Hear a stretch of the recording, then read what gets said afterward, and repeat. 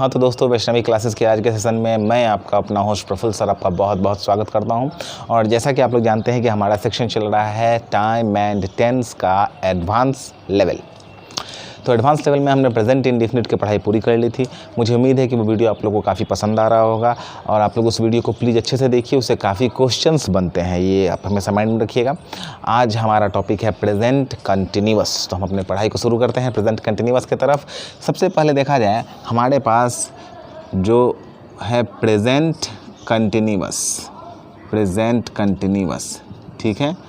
Present continuous को कुछ और नामों से भी जाना जाता है, जैसे प्रेजेंट इंडेफिनिट को सिंपल प्रेजेंट भी कहा जाता है। वैसे प्रेजेंट कंटिन्यूअस को बहुत सारे जगह पे आप देखेंगे प्रेजेंट इम्परफेक्ट लिखा हुआ, तो प्लीज़ वहाँ पे आपको घबराना नहीं है। प्रेजेंट इम्परफेक्ट, इसका एक और नाम है प्रेजेंट प्रोग्रेसिव। इसका नाम प्रेजेंट प्रोग्रेसिव होने का रीज़न ये है कि हमेशा प्रोग्रेस में रहता है, मतलब ये काम कंटिन्यूटी में रहता है। नाम से क्लियर है, ठीक है। इम्परफेक्ट भी वही है जो कि अभी पूरी तरह समाप्त हुआ नहीं, जो कि पूरी तरह परफेक्ट हुआ नहीं है। तो ये तीनों नाम से इसे जाना जाता है। प्रेजेंट कंटिन्यूअस कहिए, प्रेजेंट इम्परफेक्ट कहिए या प्रेजेंट प्रोग्रेसिव कहिए। तो प्लीज़ आप इसे कन्फ्यूज़ आपको नहीं होना है नाम पर। चलिए, नाम क्लियर हो गया। अब हम लोग आगे आते हैं, ठीक है। हम लोग अभी इसे प्रेजेंट कंटिन्यूअस ही लिखेंगे, लेकिन आपको तीनों नाम पता होना चाहिए। जैसे प्रेजेंट इंडेफिनिट को या फिर इंडेफिनिट को सिंपल भी कहा जाता है। प्रेजेंट इंडेफिनिट को सिंपल प्रेजेंट, पास्ट इंडेफिनिट को सिंपल पास्ट, फ्यूचर इंडेफिनिट को सिंपल फ्यूचर। अब देखिए, इसका बेसिक स्ट्रक्चर तो आप लोगों को पता होगा। इसका बेसिक स्ट्रक्चर होता है subject plus is, am, are plus verb का चौथा रूप प्लस ऑब्जेक्ट, ठीक है। इसका बेसिक स्ट्रक्चर होता है। ये आप लोग अपने बेसिक टेंस के क्लास में पढ़ चुके हैं। चलिए, अब हम लोग इसे आगे आते हैं एडवांस लेवल पे। एडवांस लेवल पे आने से पहले हमें इसके कॉन्सेप्ट को समझना होगा कि आखिर में प्रेजेंट कंटिन्यूअस का कॉन्सेप्ट क्या है। कॉन्सेप्ट को समझने के लिए मैं पहले आपके पास एक डायग्राम बनाता हूँ। इस डायग्राम को प्लीज़ थोड़ा ध्यान से देखा जाए। ये मानिए हमारा एक टाइम लाइन है। इस टाइम लाइन में ये वाला हिस्सा हमारा भूतकाल है, ये वाला हिस्सा हमारा फ्यूचर है और ये वाला हिस्सा हमारा बीच में प्रेजेंट चल रहा है, ठीक है। आप ज़रा गौर कीजिएगा, यही प्रेजेंट कंटिन्यूअस का ग्राफ होता है। थोड़ा सा आप ध्यान देंगे, यहाँ पे लाइन डॉटेड है और यहाँ पे लाइन बोल्ड है और यहाँ पे हम लोग खड़े हैं वर्तमान में जब हम लोग बात कर रहे हैं। कहने का अर्थ है कि वाक्य का कुछ हिस्सा, ध्यान से देखिएगा, वाक्य का कुछ हिस्सा जो थोड़े समय पहले समाप्त हो चुका है और वाक्य का कुछ हिस्सा जो आगे आने वाले भविष्य में समाप्त होने वाला है, इसे ही हम लोग कहते हैं प्रेजेंट कंटिन्यूअस। और हम लोग इस अंतराल के बीच में हम लोग किसी भी कार्य पे जब हम लोग बात करते हैं उसे हम लोग कहते हैं प्रेजेंट कंटिन्यूअस, ठीक है। जैसे आप बात को समझिएगा, दो तीन चीज़ आपको माइंड में रखना होगा। इसमें हमेशा शॉर्ट ड्यूरेशन होता है। प्रेजेंट कंटिन्यूअस में ड्यूरेशन हमेशा शॉर्ट होता है, ये कहीं लिखा नहीं जाता है, ये अंडरस्टूड होता है। अगर कोई व्यक्ति बोल रहा है मैं खा रहा हूँ, तो कितने देर कोई खाएगा?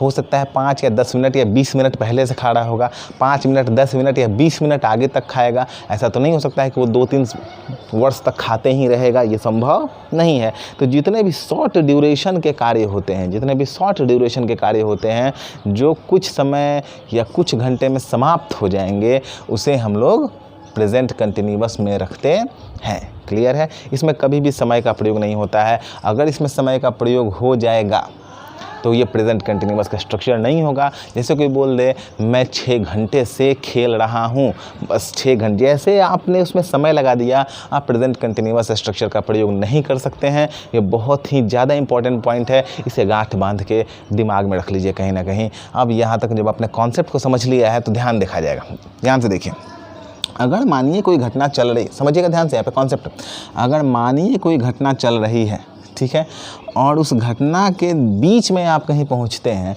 तो उस पार्टिकुलर पॉइंट को हम लोग क्या कहते हैं, ठीक है। हम इस पॉइंट को क्या कह सकते हैं?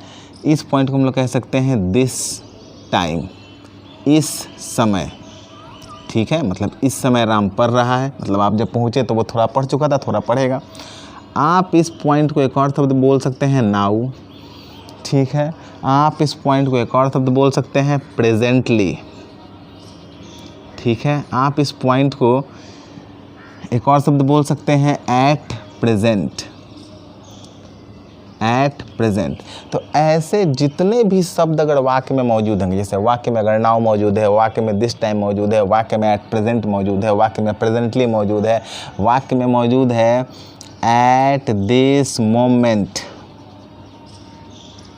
मतलब इस क्षण, ठीक है। तो आप समझ लीजिए, सॉरी ये आपका कैमरा में नहीं आ रहा है, मैं इसे यहाँ पे लिख देता हूँ। अगर वाक्य में लिखा हुआ है एट दिस मोमेंट, तो आप समझ लीजिए अगर ये सारे वर्ड या फ्रेजेस वाक्य में मौजूद है तो वाक्य किस स्ट्रक्चर में रहेगा, प्रेजेंट कंटिन्यूअस स्ट्रक्चर में रहेगा। कौन कौन से शब्द दिए गए हैं आपको, now, at this moment, this time, at present, presently. अगर ये सारे शब्द या फ्रेज वाक्य में मौजूद हैं, इन्हें ध्यान से देख लीजिए, तो वाक्य हमेशा किस स्ट्रक्चर में रहेगा, प्रेजेंट इंडेफिनिट। ऐसा क्यों? क्योंकि हम जिस समय बात करेंगे वो समय इंडिकेट करने वाला शब्द वहाँ पे रहता है, तो उसे हम लोग प्रेजेंट कंटिन्यूअस में रखते हैं। क्लियर हो गया? मेरे ख्याल से आपको इसका बेसिक कॉन्सेप्ट मिल गया होगा। तब मैं पॉइंट बाय पॉइंट करके इसके सारे रूल्स को लिखवा देता हूँ। पहले आप ये ग्राफ बना लेंगे और इस ग्राफ को अच्छे से समझ लेंगे स्ट्रक्चर के साथ। क्लियर है? चलिए, नोट्स को आप लगातार प्रिपेयर करते जाइए। ठीक है, कॉन्सेप्ट आपका तैयार हो गया। नोट्स आपके सामने रहेगा तो पढ़ाई को रिवाइज करने में ज़्यादा फ़ायदा रहेगा। हालांकि यूट्यूब वीडियोस में क्वालिटी ये होता है कि आपकी जब इच्छा होगी आप उस वीडियो को प्ले करके देख सकते हैं, फिर भी आपका अपना पर्सनल नोट्स होना चाहिए। अब चलिए हम इसका आते हैं रूल 1। ध्यान से देखा जाएगा, एक एक करके सभी रूल्स को हम लोग इसमें देख लेंगे। रूल्स बहुत ही ज़्यादा इंपॉर्टेंट हैं। रूल 1 क्या कहता है? इफ़, ध्यान से देखा जाएगा, any sentence, if any sentence has the following words or phrases, the sentence must be in present continuous। P continuous करते हैं यहाँ पे क्या है सर? Present continuous. ठीक है, जैसे अब ऐसे कौन कौन से वर्ड हैं तो आप तो इसे जस्ट जान चुके हैं, फिर भी मैं इन्हें यहाँ पे लिख देता हूँ, आपको याद करने में आसानी होगी। ध्यान से देखा जाएगा, वर्ड हमारे पास कौन कौन से थे? वर्ड हमारे पास था नाउ। ठीक है, नाउ के बाद कौन सा वर्ड था हमारे पास? This time. ठीक है, दिस टाइम के बाद कौन सा वर्ड था हमारे पास? प्रेजेंटली। प्रेजेंटली के बाद कौन सा वर्ड था हमारे पास? At present. ध्यान से चीज़ों को याद रखा जाएगा। At present, presently. हमारे पास एक और वर्ड था एट दिस मोमेंट, आपको याद होगा, एट दिस मोमेंट, MOMENT, इस क्षण। ठीक है, आ रहा है कैमरा में? चले ठीक है, ध्यान से वर्ड को याद रखा जाएगा। Now, this time, presently, at present, at this moment. मैं लास्ट में यहाँ पे एक और पॉइंट लगाता हूँ, ETC, एटसेट्रा। अगर इस प्रकार के पार्टिकुलर समय को दिखाने वाले वर्ड या फ्रेज अगर मौजूद हैं तो वाक्य हमेशा किस स्ट्रक्चर में होगा? प्रेजेंट कंटिन्यूअस स्ट्रक्चर में होगा। इस पॉइंट को नोट कर लिया जाए। एग्जाम्पल मैं आपको एक दे देता हूँ, ध्यान से देखा जाएगा। एग्जाम्पल मैं आपको यहाँ लिख देता हूँ। अगर एक सेंटेंस ऐसा दिया गया है, ठीक है, I have taken breakfast now. गौर से देखा जाएगा, सेंटेंस अगर ऐसा लिखा हुआ है, I have taken breakfast now, I have taken breakfast now. जैसे आप वाक्य में देखते हैं कि नाउ मौजूद है, आपको समझ में आ जाना चाहिए कि यहाँ पे हैव टेकन का प्रयोग करना गलत हो जाएगा। यहाँ पे क्या होना चाहिए? I am taking breakfast now. इसी टाइप का एकदम जनरल सा एरर आता है जो आपसे बन जाना चाहिए, I am taking breakfast now. Clear है? आप नियम को और एग्जाम्पल को लिख लेंगे। पहला नियम आपका कंप्लीट हो गया। अगर ये सारे वर्ड्स या फ्रेजेज वाक्य में रहते हैं तो वाक्य किस टेंस में रहता है? प्रेजेंट कंटिन्यूअस में। क्लियर है? इसमें किसी तरह की प्रॉब्लम नहीं है। चलिए अब हम लोग आते हैं रूल नंबर 2। रूल्स को ध्यान से देखिए। सेकेंड रूल पढ़ाने से पहले आपको ये दिमाग में लाना होगा कि जब प्रेजेंट इंडेफिनिट पढ़ाया जा रहा था तो प्रेजेंट इंडेफिनिट का पहला रूल क्या था। अगर ये बात अभी तुरंत आपके दिमाग में आ गई है तो बहुत अच्छी बात है, सही बात है, और नहीं आई है तो बहुत दुख की बात है, क्योंकि मैंने आपसे कहा था कि रूल्स आपको हमेशा याद रखने होंगे। तो प्रेजेंट इंडेफिनिट का पहला रूल था कि ये हैबिट दिखाता है, ये आदत को दिखलाता है। चलिए रूल 2, हमारा रूल 2 क्या कहता है? ध्यान से देखा जाएगा। हमारा रूल 2 कहता है present continuous shows temporary habit, temporary habit. Present continuous temporary आदत को दिखलाता है। अब भाई टेम्पररी आदत क्या होती है, ठीक है, हमेशा माइंड में रखा जाए।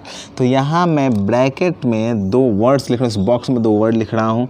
अगर कभी वाक्य में कोई वर्ड है नाउ ए डेज अथवा दिस डेज, याद रखा जाएगा, नाउ ए डेज या दिस डेज, इन दोनों का अर्थ होता है आजकल। अगर कोई वाक्य या कोई घटना आजकल का प्रयोग करके बनाई जा रही है तो ये आपका परमानेंट हैबिट या परमानेंट आदत या परमानेंट रूटीन नहीं है, ठीक है। हाँ, टेम्पररी हैबिट के स्थान पर रूटीन भी कर सकते हैं, कोई प्रॉब्लम नहीं है। जैसे मैं इंग्लिश पढ़ाता हूँ, ये प्रेजेंट इंडेफिनिट है, लेकिन मानिए कि मैं आपसे कहता हूँ कि मैं आजकल इंग्लिश पढ़ाता हूँ।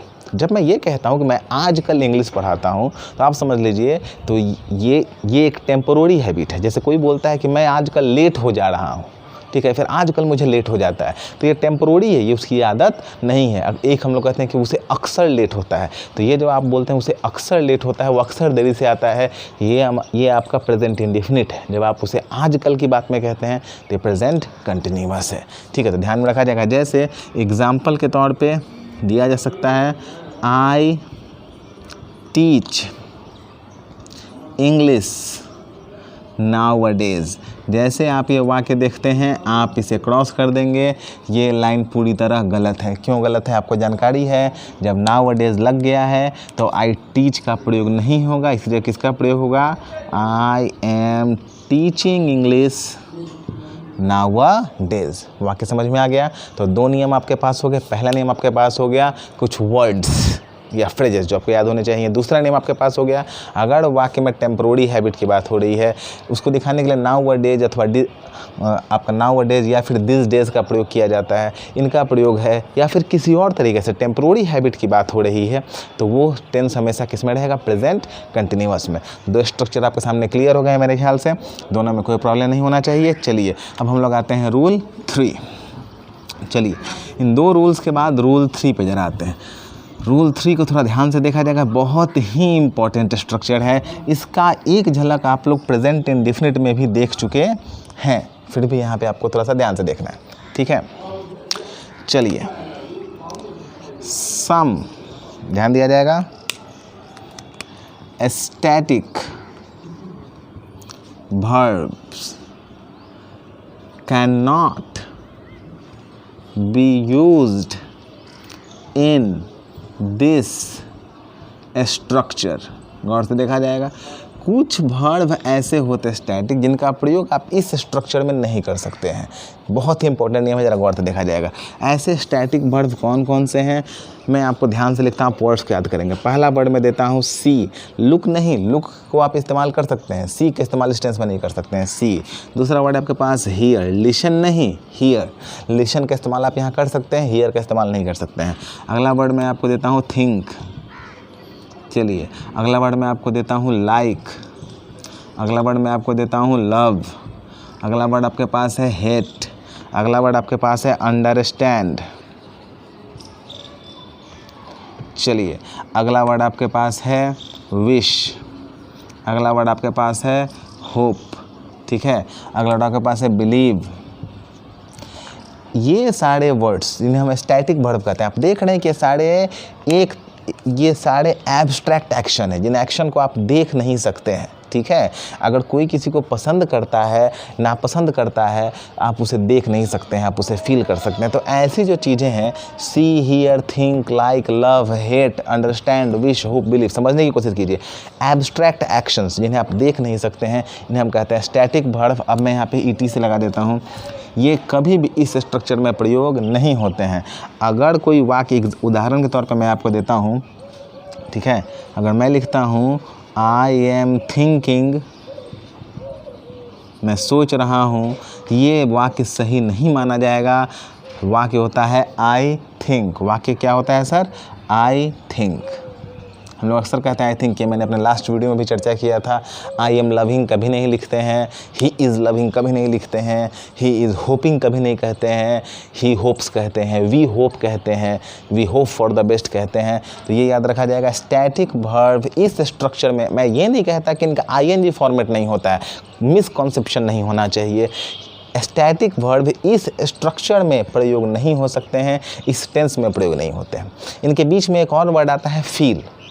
ठीक है, बात को समझिएगा, यहाँ पे बड़ा इंपॉर्टेंट पॉइंट आने वाला है। प्लीज़ थोड़ी देर के लिए शांति यहाँ पे चाहिए, बहुत ध्यान से चीज़ों को समझिएगा।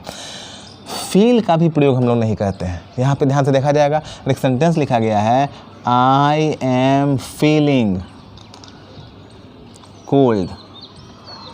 कैमरा में आ रहा है प्लीज़, सॉरी कोल्ड नहीं आ रहा है। अगर एक वाक्य दिया गया है, आई एम फीलिंग कोल्ड, ध्यान से देखा जाएगा, आई एम फीलिंग कोल्ड, आपको पता है ये वाक्य पूरी तरह गलत है, होता है I feel cold, I feel cold.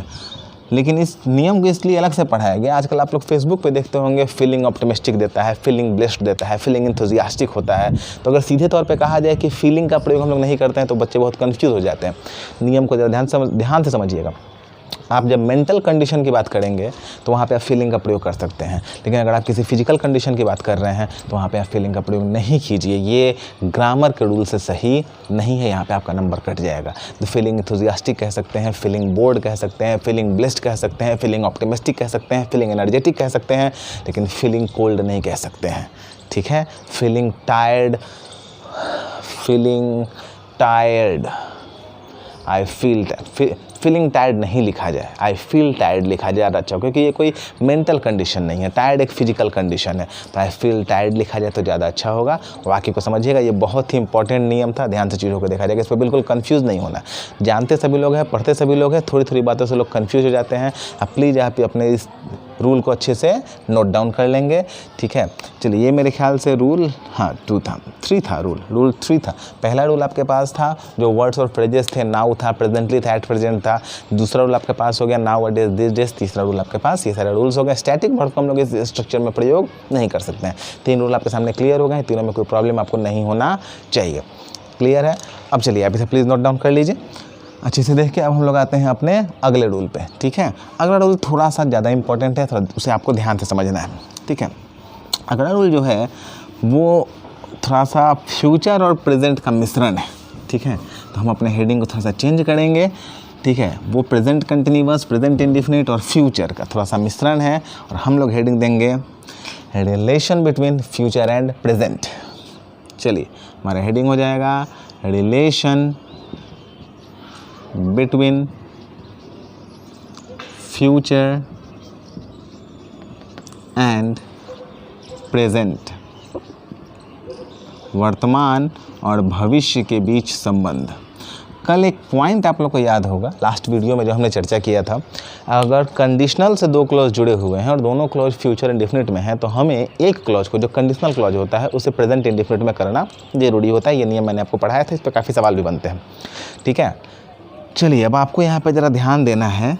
ठीक है, एक सेंटेंस, मैं पहले आपको एक पॉइंट लिखता हूँ, प्रेजेंट इंडेफिनिट। ध्यान से देखा जाएगा, पॉइंट बहुत इंपॉर्टेंट है। Present indefinite and present continuous both can be used to show future. इन दोनों का प्रयोग भविष्य दिखाने में हो सकता है। ध्यान से समझिएगा, इन दोनों का प्रयोग भविष्य दिखाने में हो सकता है। तो भाई ज़रा ध्यान से देखते हैं फ़र्क क्या है। एक सेंटेंस लिखा गया, आई विल गो, ये अपने आप में फ्यूचर है, भविष्य की बात है। ठीक है, अगर एक वाक्य हम लिखते हैं, ठीक है, आई गो टुमारो, आई गो टुमारो, ठीक है, ये भी भविष्य है। मैं एक और वाक्य लिखता हूँ, आई एम गोइंग टुमारो, ध्यान से दिया जाए, ये भी भविष्य है। आई विल गो ये फ्यूचर है, आई गो टुमारो ये भी फ्यूचर है, आई एम गोइंग टुमारो ये भी फ्यूचर है। ध्यान से देखा जाएगा, ये तीनों पॉइंट फ्यूचर हैं। बस फ़र्क ये होता है कि इस टेंस को, फ्यूचर टेंस को अपने साथ किसी भी, ऐसा आवश्यक नहीं कि वो हमेशा कोई ना कोई समय लेके ही आएगा, लेकिन इन दोनों टेंस में प्रेजेंट इंडेफिनिट या फिर प्रेजेंट कंटिन्यूअस को अपने साथ कोई भी भविष्य दिखाने वाला समय चाहिए। तभी ये फ्यूचर को शो कर सकते हैं। ध्यान से देखिएगा, मैं कैमरा एंगल को थोड़ा सा नीचे करता हूँ, आपको हल्का सा प्रॉब्लम हो रहा होगा, चलिए ठीक है। यहाँ पे इन सब को भविष्य दिखाने वाला कोई ना कोई समय चाहिए। मैं और एग्जांपल्स भी लेकर समझा रहा हूँ। अब फ़र्क क्या होता है, जब आप प्रेजेंट इंडेफिनिट की चर्चा करते हैं आई गो, तो यहाँ पे जो श्योरिटी परसेंटेज होता है ये 90 to 99% की श्योरिटी लगभग होती है।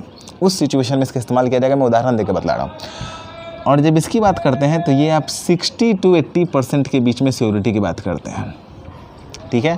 और सेल या विल, ये तो नॉर्मल फ्यूचर, ये फ्यूचर इंडेफिनिट है, ये तो डेफिनिट है ही नहीं, ठीक है। मतलब इसमें श्योरिटी बहुत ज़्यादा कम होती है, तब हम लोग बात करते हैं। और विल में तो आपको पता है यहाँ पर अलग अलग कहानी बताई गई है। जब विल का प्रयोग करते हैं तो वो प्रॉमिस को, इम्फेसिस को दिखाता है, वो आपके डेडिकेशन को दिखाता है, वो सिचुएशन को नहीं दिखाता है, वो आपके डेडिकेशन को दिखाता है। ये मैं फ्यूचर टेंस में फिर चर्चा करूँगा, घबराए नहीं आप। और वहाँ पर सेल तो क्षमता को बहुत ही ज़्यादा कम कर देता है।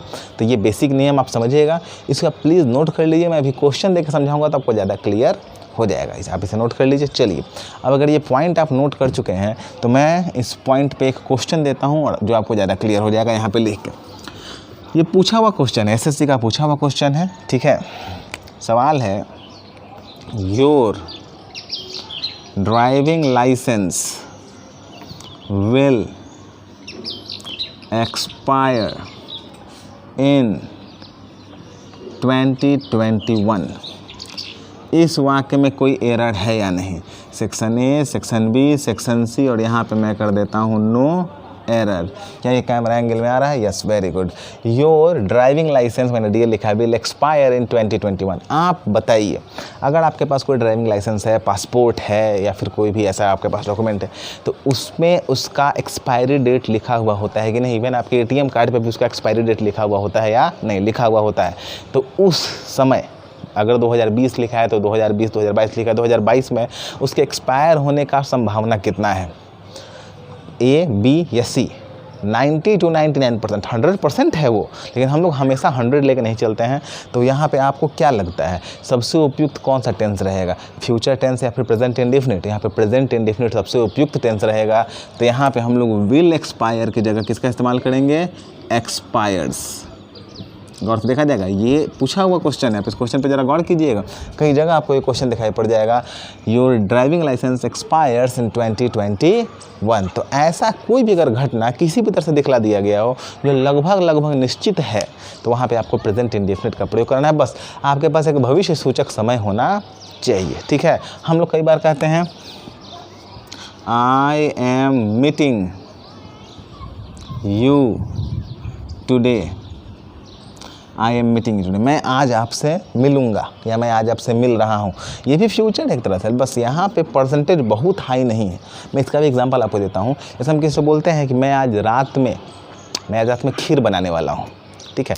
तो आप नॉर्मल सोचिए, मैं रात में खीर बनाने वाला हूँ, बंदे की कुछ प्लानिंग होगी कि वो खीर बनाएगा, ठीक है। बिल्कुल प्लानिंग नहीं है तो वो शैल या विल का प्रयोग करके बनाए, कोई प्रॉब्लम नहीं है, ठीक है।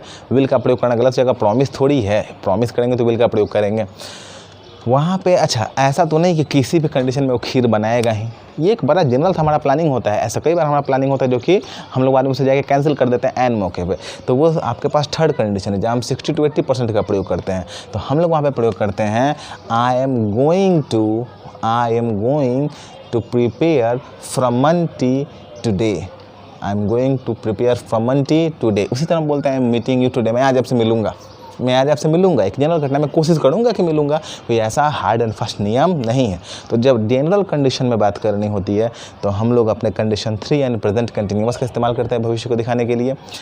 और अगर बहुत ही शेड्यूल्ड चीज़ को दिखाना होता है, जो फ्यूचर है, जो अटल फ्यूचर जिसे हम लोग कहते हैं, जो टाला नहीं जा सकता है, वहाँ पे हम लोग प्रेजेंट इंडेफिनिट का प्रयोग करते हैं। इन दोनों के साथ मजबूरी ये है कि इनके साथ किसी भी सूरत में एक भविष्य दिखाने वाला समय होना चाहिए। बाकी जनरल केस में तो फ्यूचर टेंस हमारे पास भविष्य दिखाने के लिए है ही। तो ये नियम आपको बताना बहुत ज़्यादा ज़रूरी था कि प्रेजेंट और फ्यूचर में कुछ रिलेशंस होते हैं। खासतौर से इसमें प्रेजेंट वाले नियम से बहुत ज़्यादा क्वेश्चन आता है। ध्यान से आप इस नियम को समझेंगे, किसी तरह कन्फ्यूज़न इसमें आपको नहीं होना चाहिए। मुझे नहीं लग रहा है कि आपको प्रेजेंट कंटिन्यूअस में और प्रॉब्लम हो सकता है। चीज़ों का फिर एक बार ज़रा रिवाइज़ कर लीजिए। पहला जो प्रेजेंट कंटिन्यूअस के नियम आपने पढ़ा था, आपको कुछ वर्ड्स पढ़ाए गए थे जिसमें नाउ था, प्रेजेंट था, एट प्रेजेंट था, प्रेजेंटली था, एट दिस टाइम था, ठीक है, एट दिस मोमेंट था। क्लियर। दूसरा जो नियम पढ़ाया गया उसमें था टेम्पोररी हैबिट को दिखलाता है, जिसमें आपको दिखलाया गया नाउ अ डेज या फिर दिस डेज, क्लियर हो गया। तीसरा जो नियम था उसमें आपको बतलाया गया कि कुछ वर्ब स्टैटिक वर्ब ऐसे होते हैं जिनका इस स्ट्रक्चर में आप प्रयोग नहीं कर सकते हैं, इस स्ट्रक्चर में उन्हें आप नहीं रख सकते हैं, ठीक है। ऐसे स्टैटिक वर्ब कौन से हैं, तो याद करने के लिए आप सोचिएगा कि कौन से वर्ब जो स्टैटिक जो दिमाग से होते हैं, लव होता है, लाइक होता है, थिंक होता है, विश होता है, होप होता है, ये सारे वर्ब, अंडरस्टैंड होता है, ठीक है, रिमेंबर होता है, रिमेंबर भी आप यहाँ से करते हैं, आप उसमें रिमेंबर वर्ड भी जोड़ सकते हैं। आई एम रिमेंबरिंग कभी नहीं होता है, आई रिमेंबर होता है, ठीक है, मुझे याद आया, फिर मैंने याद किया है, ठीक है, या फिर मैं आपको याद करता हूँ, ऐसा कभी नहीं, मैं याद कर रहा हूँ, आई एम रिमेंबरिंग नहीं होता है। तो ऐसे कंडीशंस हमेशा इसमें होते हैं, माइंड में रखिएगा, और ये नियम आपके ध्यान में हमेशा हो जाना चाहिए, क्लियर है। अब याद रखा जाएगा। इसमें एक पॉइंट और होता है, कुछ काम ऐसे होते हैं जो हमेशा इसी स्ट्रक्चर में रहते हैं, जैसे राम बैठा हुआ है तो राम इज सिटिंग, वह खड़ा है तो ही इज़ स्टैंडिंग। तो कोई भी काम ऐसा होता है, समझिएगा इस पॉइंट को, कोई भी काम ऐसा होता है, आप इसे नोट भी कर सकते हैं, कोई भी काम ऐसा होता है जिसमें टाइम टेकिंग बहुत ही कम होता है, बहुत ही शॉर्ट टाइम ड्यूरेशन होता है, आप उसे हमेशा कंटिन्यूअस टेंस में रखते हैं। आमतौर पे एग्जांपल के तौर पे ही इज़ सिटिंग या ही इज़ स्टैंडिंग में इस्तेमाल किया जाता है, क्लियर है। मुझे नहीं लग रहा है कि इसमें आपको कोई और प्रॉब्लम होना चाहिए। इस पे ज़्यादा क्वेश्चन सेपरेटली मुझे नहीं मिले थे, इसलिए मैं आज वीडियो लिंक मैं आपको नहीं डाल रहा हूँ क्वेश्चंस का लिंक। जैसे मैं प्रेजेंट टेंस समाप्त करता हूँ, मैं प्रेजेंट पे बेस्ड पूरे क्वेश्चंस का एक आपको लिंक दे दूंगा डिस्क्रिप्शन में।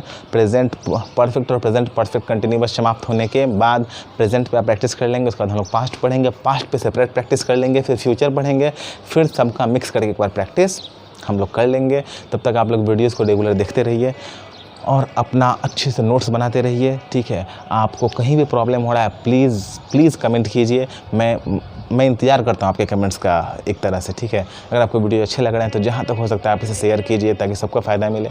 नेक्स्ट वीडियो में फिर मिलते हैं, तब तक के लिए thank you very much, have a good day my dear friends, good bye.